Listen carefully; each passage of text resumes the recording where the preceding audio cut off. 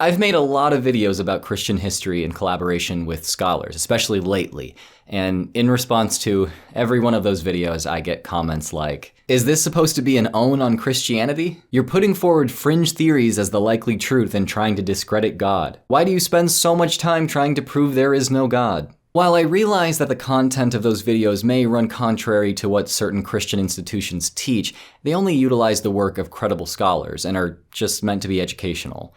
In them, I'm not suggesting that they disprove theism or Christianity. Only the commenters themselves imply that learning history from scholarly sources is problematic to their faith. I'm definitely not alone in getting this reaction. Really, anyone who teaches this subject from a non-sectarian view gets it too. Dig into the comments left on any educational channel that covers religion, like Religion for Breakfast, Let's Talk Religion, or Useful Charts. All phenomenal channels, by the way. And you'll see the same type of criticism. Few have elicited this reaction more than New Testament scholar Dr. Bart Ehrman, though. Being quite possibly the most recognizable New Testament scholar among lay people, Dr. Ehrman receives this kind of criticism more than anyone else I can think of. Dr. Bart Ehrman, he is an atheist or an agnostic, depending on which context he's in, but he may have turned more Christians into atheists than anybody else alive today.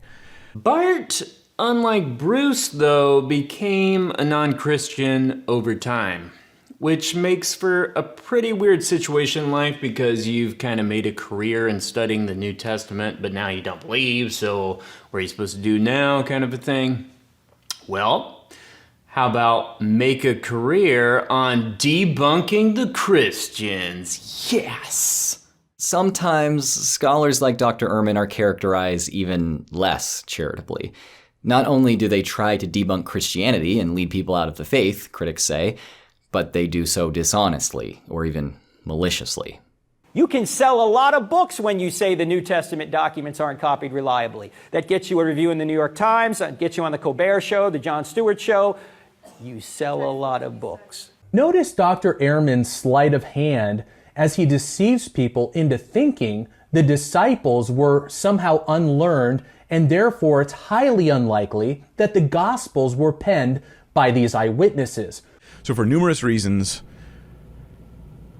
Dr. Bart Ehrman is incredibly misleading to people. I was planning on making a kind of video essay about this where I provide my own thoughts on it, but I was actually just offered the opportunity to interview Dr. Bart Ehrman, so I decided that I just talk to him about it directly instead. We're going to discuss the methodology of non-sectarian biblical scholarship, which will hopefully reveal the intentions of scholars like Dr. Ehrman, who may teach things that run contrary to certain religious traditions. I got this chance to talk to him because he's teaching a course on the four Gospels on August 6th and 7th, and I'm helping him to promote it. But more on that later. Let's go ahead and get into my chat with Dr. Bart Ehrman. I have nowhere else to record in my house right now, so there will be no scene change. Hello, Dr. Ehrman. Thank you for coming on my channel again. Now, I started this video out by discussing some of the criticism that you and other scholars receive, mainly the idea that you're trying to debunk Christianity with your work. Are you aware that some believing Christians say that you're trying to debunk Christianity with the work that you do? Oh boy, am I aware of that. They tell me all the time. It's one of the most common emails I get with respect to my work. And, you know, it's a little bit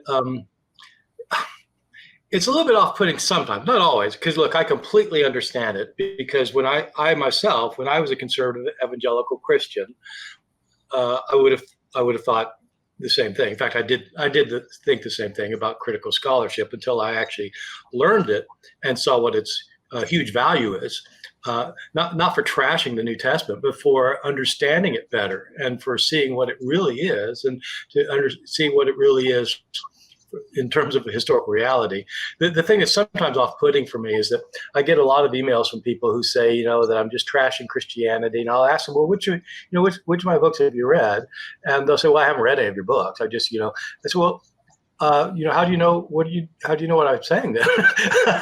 And so, because they've heard it from somebody who heard it from somebody, and which is, that's okay, but it's much better to know what somebody says if you're going to be upset by what they say. Something that I like about your work, especially these courses you're doing lately, is that they focus on the methodology that scholars use when reading the Bible rather than just throwing a bunch of facts at you that you're supposed to memorize. I think that's a lot more of an effective way to educate people on how to read the Bible. So I want to focus on that methodology. In your scholarship, why don't you and other scholars utilize theological or supernatural ideas like the idea that a God is behind the Bible when you're doing history? Isn't that kind of like just presuming atheism? Yeah, it may seem like that. It may seem like that because that's often how it's portrayed, and it's often said that that's a kind of anti-supernatural bias. And yeah, and again, I understand that critique, but I don't agree with it because the methods for approaching the Bible are ones that have been used by Christian theologians and ministers for many years. They don't have an anti-supernatural bias at all. These are views that I accepted when I was still a Christian. The question is not whether miracles could happen or whether God could be behind the Bible or God has revealed his truth to his people. The issue is, how do we approach this book that was written at a certain time, or a bunch of different times, different places, by different authors? Do we come up with a special way of interpreting this that is unlike any other book that we interpret? My view when I was a Christian was that God, my view at the time was that God had inspired writers to write books, and that if that's the case, if God inspired writers to write books, then he meant for those books to be interpreted as books. He didn't provide some other medium for revelation. And so if it's in a book, you need to study it as a book. And the way you study books written from the ancient world is you situate them in their own historical context. You try to figure out something about the author, something about the author's perspective. If you've got two accounts of the same thing, you compare them to one another to see if they agree with each other or not. And if not, then you try to figure out both, like, is one of them right and the other wrong? And also, what is each one trying to emphasize that's different, because the books are different.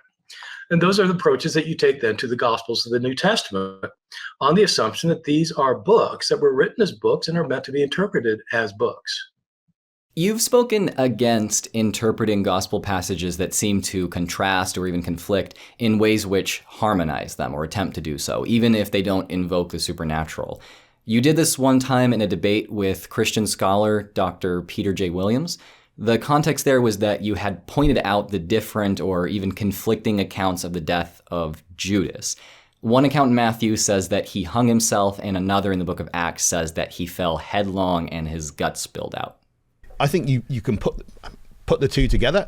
Probably the data are underdetermined, as in that is, I can't, there would be multiple scenarios that would fit those. Give me one. Let's say someone hangs and then the rope snaps, and after they're dead and their entrails burst out. Okay. I'm not a medic on that, but Yes. Okay. So let me ask this: if somebody's hanging and the rope snaps, that's happened before. How do they fall? Down. Do they fall head first? Well, it depends what their feet hit. Does it depend? Yes, it does. It depends what they're hanging over. What do you mean? Well, I mean, if you're hanging over something and there's a rock forward and you're going to trip on it and you go head forward, I mean, like, these things can happen. I don't know. So the question is, why would you oppose harmonizing certain differences or contradictions in the Bible through interpretation? I think in a case like that, not every time, but in a case like that, it comes up with a completely implausible explanation of what really happened, as if what matters to the reader is to make sure you know exactly what happened and to make sure that our two accounts can't be at odds with each other.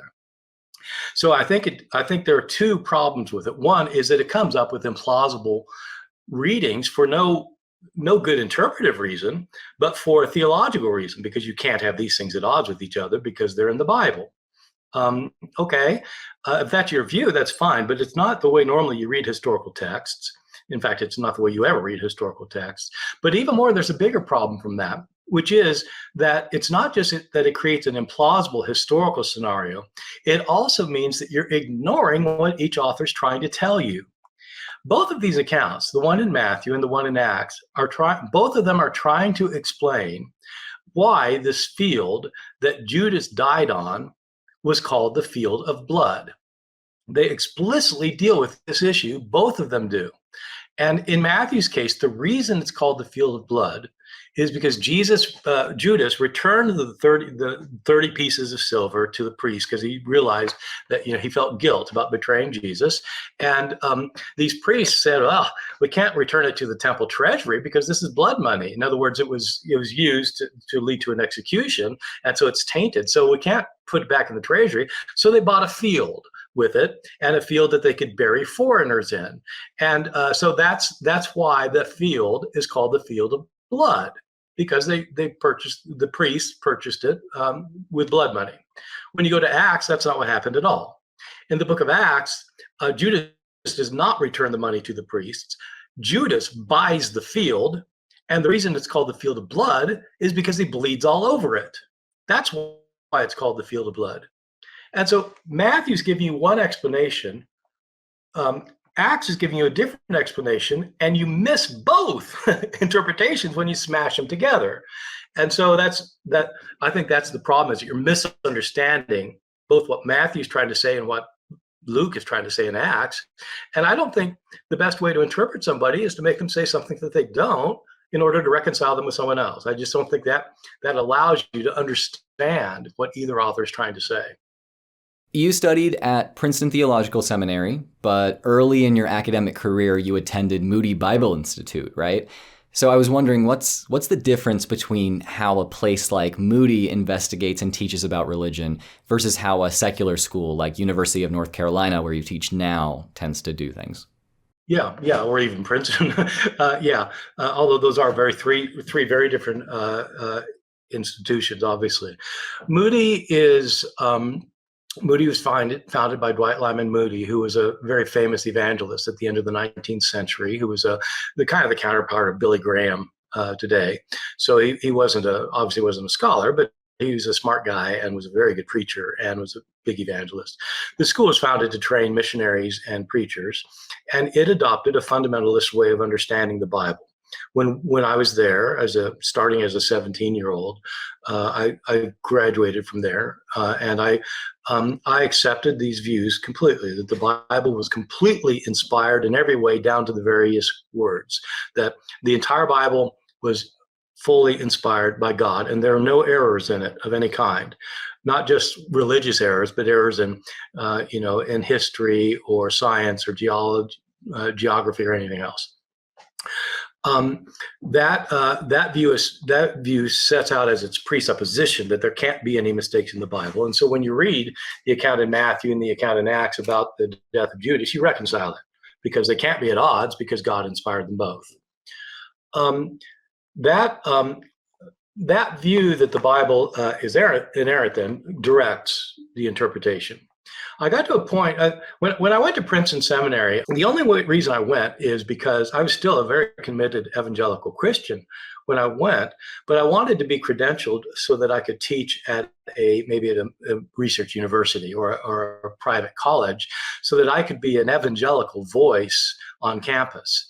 And I saw that as a possible mission, and that meant that I had to get credentialed for that kind of thing. And Princeton Theological Seminary was a liberal Presbyterian school, and I didn't think I would like it much, but the world's leading scholar in the study of ancient Greek manuscripts, Bruce Metzger, taught there. So I wanted to go there and do my PhD with him, analyzing Greek manuscripts, and I did. While there, of course, I was confronted with a different way of approaching the Bible. It seemed really weird to me. It's like, these people don't know anything. Why are they saying that Matthew and Luke don't agree on this? Don't they see you can just reconcile this? I mean, I really struggled. I thought, this is crazy what these people are saying. Why aren't they Christian?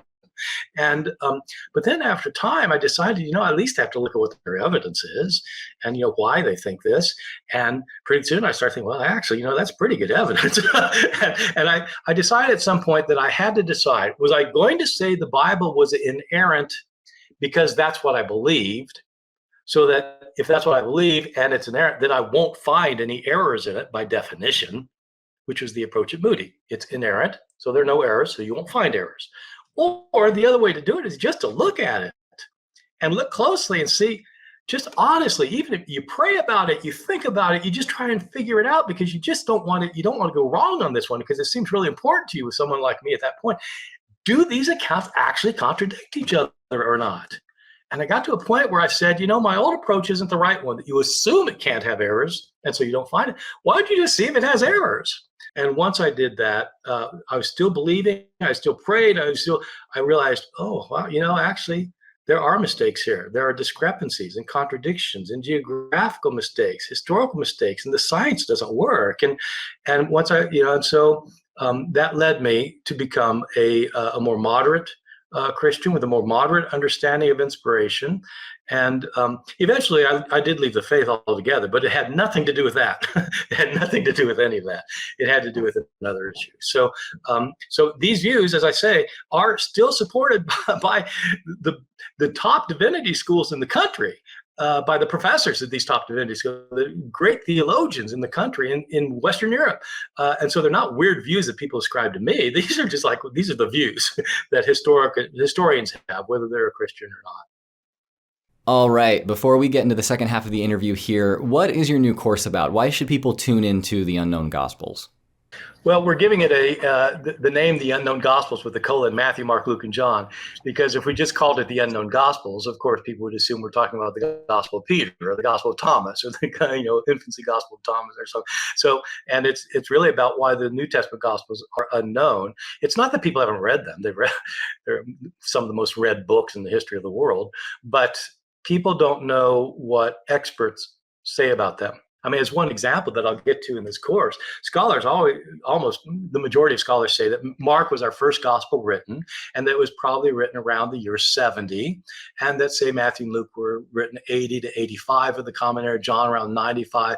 A lot of people have heard me, and heard others have said, yeah, that's when scholars say it, but why do they say that? Well, nobody ever tells you why they say that. So, like in this course, part of the thing I'll be doing is not only explaining what scholars think, but explaining why they think it, and to show what makes people think so. And then people can say for themselves, that's not very convincing to me. Or they can say, oh, yeah, that's a good point. I think I need to rethink that. Or they say, yep, it's convincing. And so, anyway, they'll see what scholars say, most of which people don't know as a rule, and see why they say it. Which most people don't know as a rule. So that's the point of the course. So there'll be 8 lectures, 8 30-minute lectures that's trying to show what scholars know about the Gospels or think they know, and and that most people don't. Okay, getting back to it now. When did scholars start to utilize a naturalistic perspective instead of using exclusively theology to understand the Gospels? So I wouldn't call it naturalistic because it sounds like, you've got a bias or something, toward naturalism. And I don't, it's just that you deal with these books like other books, and that you don't approach them theologically. And you can still be theological. It's just not how you're approaching the books. I mean, I don't approach, my son's a programmer, and he doesn't approach his computer programming from a theological point of view. He just does the computer programming. So historians do history. And so when did that start? It started with the Enlightenment.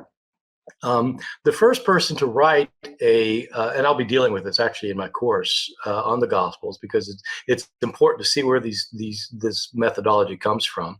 The first one to apply it seriously to the Gospels was a man named Hermann Samuel Reimarus, who was a German theologian in the middle of the 18th century, who wrote a book in the 1750s that got published later, that tried to explain how the Gospels accounts are giving information that are they're meant for religious purposes, but they're not historically accurate.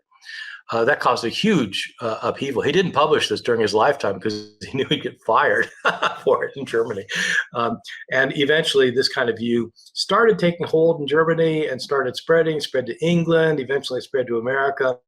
By the 19th century, this is how historians approached the New Testament. So I'll be talking about this whole shift, and I'll be showing in my course I'll be showing the evidence for why it seems to be right.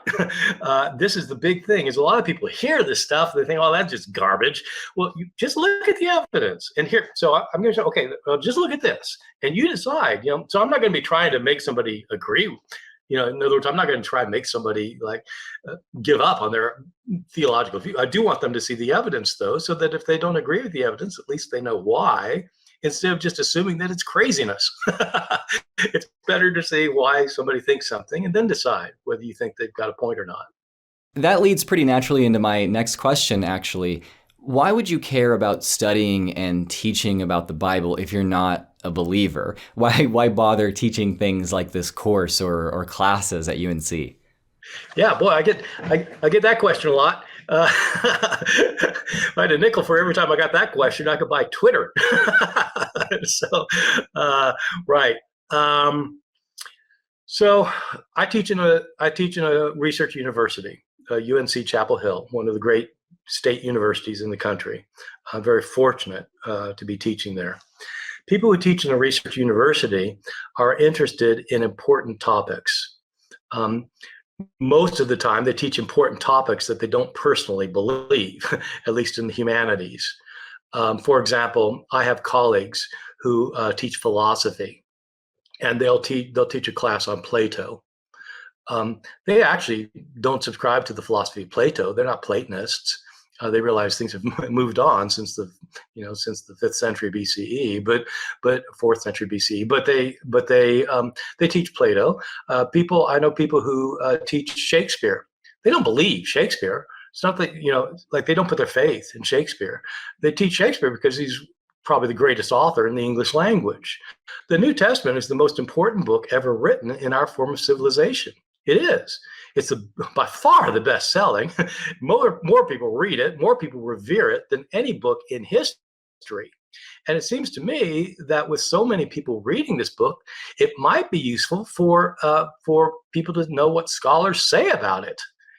Just like it's important to know, if you really want to understand Shakespeare, you should see what people who've studied their entire lives have said about Hamlet, or Much Ado About Nothing, or about anything else, or Chaucer, or any other topic. And so knowing about the Bible means actually studying it intensely.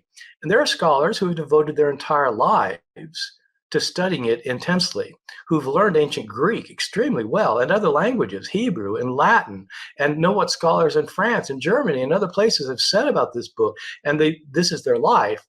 But the problem is that most people who do that, scholars who do that, very rarely communicate their views with lay people.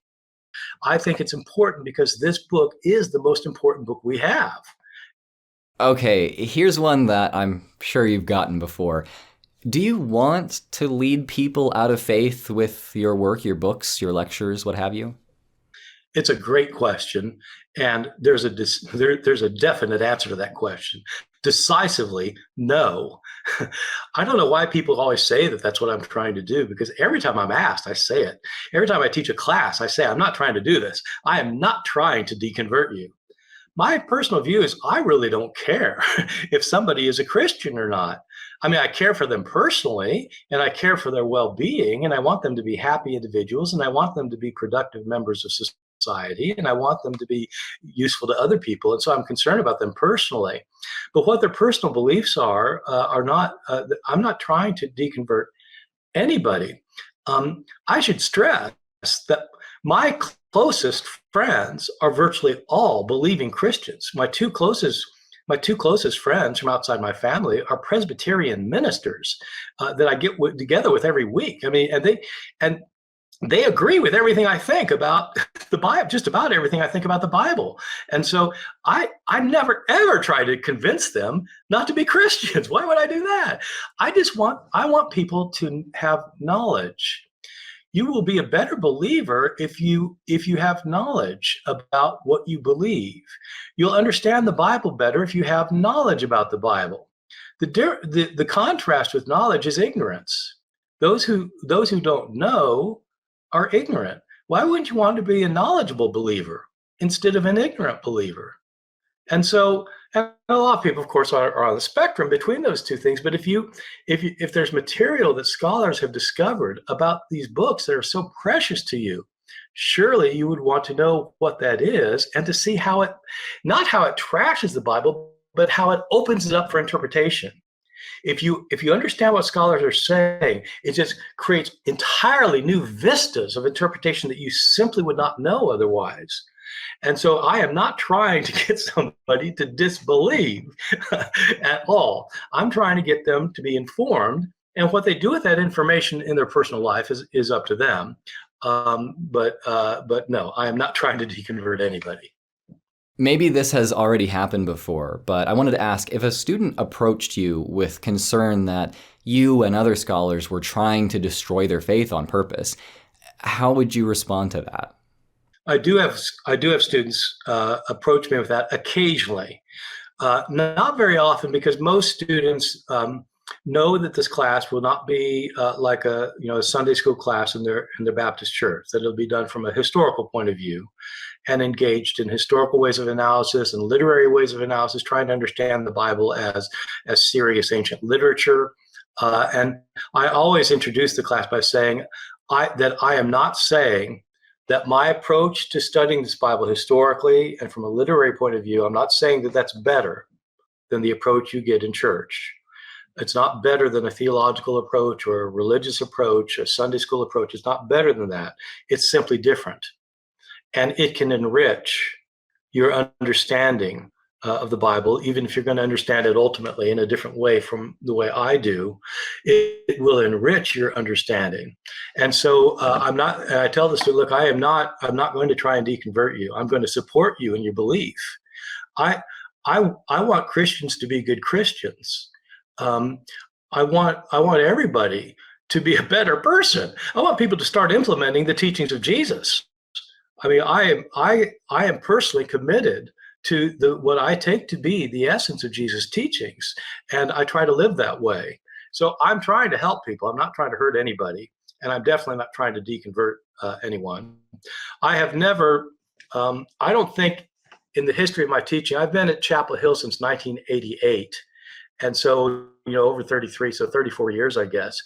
I have had lots and lots of students tell me after they've taken my classes that it really helped them a lot, especially 5 or 7 years later. I'll get emails from people, it just opened up things. I didn't believe it at the time, but over time I realized, and it's been so great. I'm so glad now I took your class.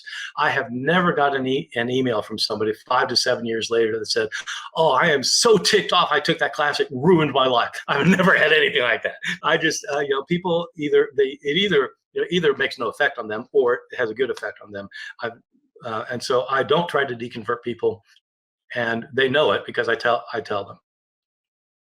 I hope it's clear at this point that non-sectarian scholarship isn't done for the purpose of destroying anyone's faith. Challenges to certain theological narratives may arise from that scholarship, but that is incidental, not purposeful.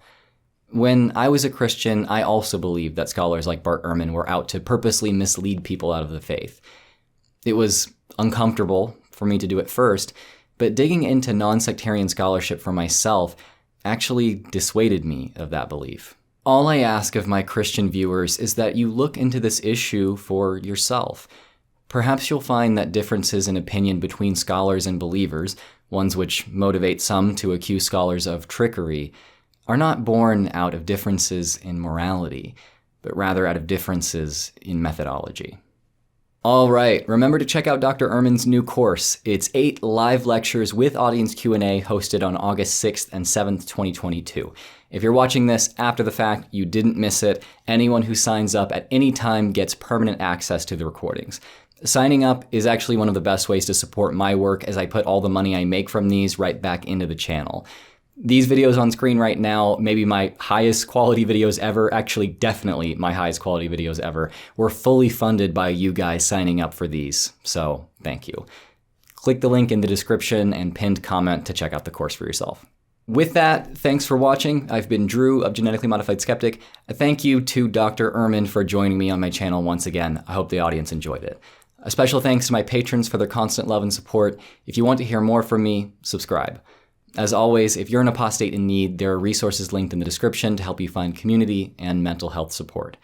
Remember to be kind to others in the comments, and until next time, stay skeptical.